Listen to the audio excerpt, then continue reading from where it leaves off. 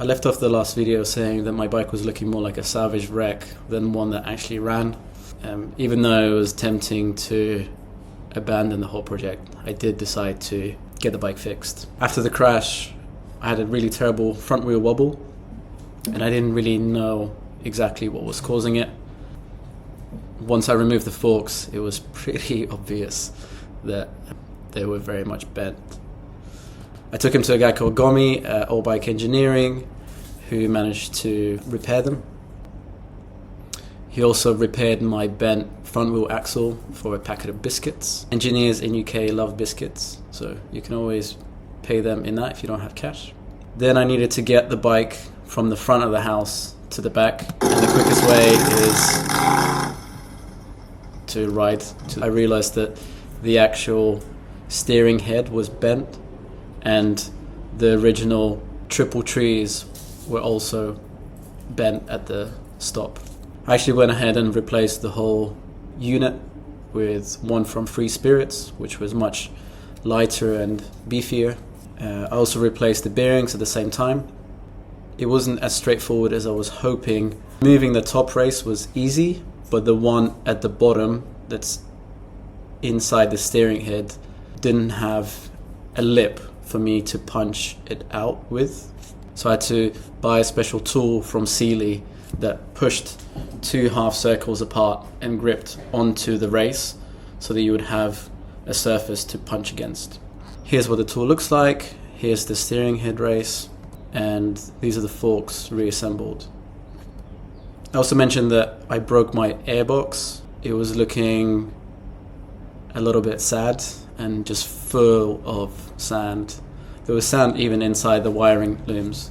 Here's the air filter that I took out. You can see that because I've oiled it, it actually saved my engine massively. This is just from 5 or 6 days of riding in dirt and sand. And I did clean it throughout the trip as well. Here's the weak points of the entire airbox where it snapped. Rather than replacing it with another plastic one, I decided to upgrade aluminium one from Ram Air. It also gave me a chance to relocate the rectifier. It came with these basic filters that I didn't end up using. I bought some much better high performance sprint filters that are waterproof, which was important because now my air filters were exposed rather than being hidden inside the box. So I needed to make sure that they're dust and weatherproof. They're super expensive, but trust me, they're worth it. Oil breather filter, and this is the filters and the new battery box in place, which created lots of empty space now, or additional space for me to hide various wires. Also removed the air injection. Air injection just improves the emissions, which was not really that necessary for me. You can buy this plug-and-play kit that plugs in the holes for where the air injection goes into your exhaust. Then this was the big and time-consuming job, figuring out where to reroute a lot of the wires. This was sort of a point of no return. I started undoing the wiring loom, and it was pretty nerve-wracking. There was no going back now. I was committed to the project. Here's another example of the wiring that the mechanics did for me when they installed my Speedo. It was just really a mess and needed redoing. This is the original tachometer that needs to be connected to the ECU, otherwise the bike won't start. So I didn't need it installed anywhere specifically. It just needed to be connected for the bike to work. So the best place that I could find for it that was hidden away was under the battery box, because I also replaced the battery to a lithium battery, so I had more space now. It ended up being a terrible place, and I'll explain in a different video why that was. My starter button was also crushed and broken. I took that apart. Turns out that it was a simple fix. It's just the button wasn't making a connection at the terminal. I added a bit of solder so they would make a connection. After several months working on this in the evenings after work, the wiring was starting to get more tidy. At first I used zip ties, but then I ordered these cable sleeves from Revival Cycles from the States, and they made the job a lot neater and more professional. I also worked in sections, so I would start from the back and make my way forward with everything from wiring to all the bodywork. You can see more wiring here. Just like with the battery box, I bought this tail tidy from eBay, but it didn't quite fit my needs. It had these sides for indicators and a big piece for your number plate, so I had to get a little bit creative and make it fit to my bike. So I cut it and filed it and made these holes to house another rear light that I purchased, which was even smaller and brighter because I wasn't very happy with my previous one. What it looks like installed. Here's the Airbox removal kit and the underbelly, some more tidy wiring, and here's the lithium battery in place. Also, the position for the keys in the ignition is really strange on the stock bike. It just felt like if I was to crash, these keys could break quite easily, so I wanted to relocate at the ignition also. I made a bracket and some spacers that fit the key nicely under the tank. Okay, some stuff on the bodywork. I had a big scrape on the right hand side which needed addressing, so I sprayed it with some black paint. It wasn't perfect, but it was okay. I was quite happy leaving some of the scars because it left the identity of the bike. Also, the passenger peg frame was bent. I didn't know how to weld, so I just used a steel stick and it worked well enough. It wasn't exactly damaged that bad that I needed to weld it. And then I needed to do something about the tank. So I had this paint job that was now ruined and I wanted to take it off. I also had a bunch of dents in it. And I'll be honest, the paint didn't really come off that easily. I think it baked into the outer layer from all the heat that it was exposed to. And I was just looking for inspiration. I saw this image from Hayden Roberts on Instagram at Hello Engine, and I just thought it looked very ratty, kind of how my bike was looking, and it also had a blue petrol tank.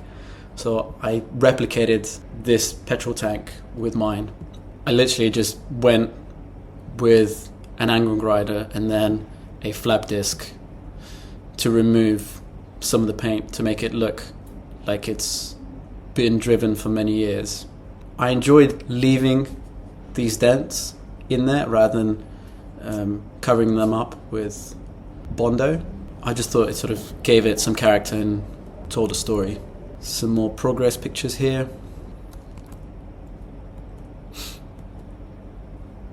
I also changed the handlebars and the risers. These risers from Moto meant that I could have a different riding position, which was a bit more lean back and relaxed. You can see here with the new handlebars as well, there are a 1960s Triumph replicas. They're really wide. It took some time to get used to them. So I thought the petrol tank would rust really easily just by being outside over winter, but I left it there for a couple of weeks and there was hardly anything happening to its surface. So I decided to I looked at some YouTube videos online on how to patina a metal, and you can look it up yourself, but essentially you mix these ingredients together and create a acidic solution that rusts the surface almost instantly. I think it takes a couple of days, but ended up looking like this. So quite ratty. Here's a detail, really thick, cancer-like rust. I kind of liked it. Removing the airbox and installing new air filters meant that I had cleared a lot of the space underneath my battery, and the original side covers no longer fit the same, so I decided to make my own. I started with these cardboard templates and I did a bunch of different designs until I settled on something that looked like this.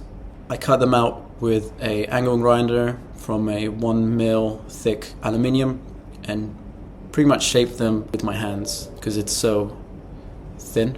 Here's them in place, and you'll see here that I couldn't not end up with gaps because I was making it out of one piece of aluminium, and I tried to fix this gap using aluminium brazing rods, which worked in the short term, but eventually they broke, so I don't really recommend them if you're planning on using them. And at this point, me and a mate, Tom, who I rode with in Morocco, decided to do another trip, and we enrolled into the Mongol Rally.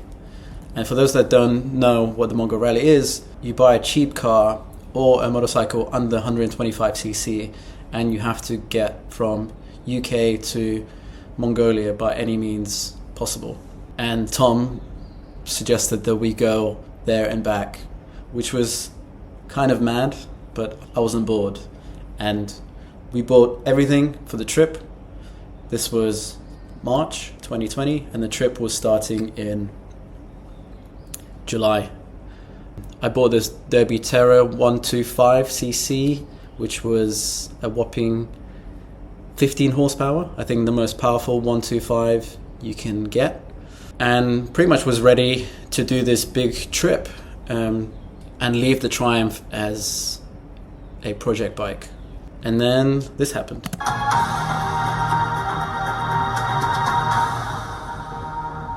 From this evening, I must give the British people a very simple instruction. You must stay at home. So our floppy-haired Prime Minister told us that we have to stay at home. You can guess why. Which put everything on pause. I mean, the whole world was a bit confused. I didn't know what was going to happen to the project. I didn't know what was going to happen to the Mongolia trip. In the next video, I'll explain what actually happened.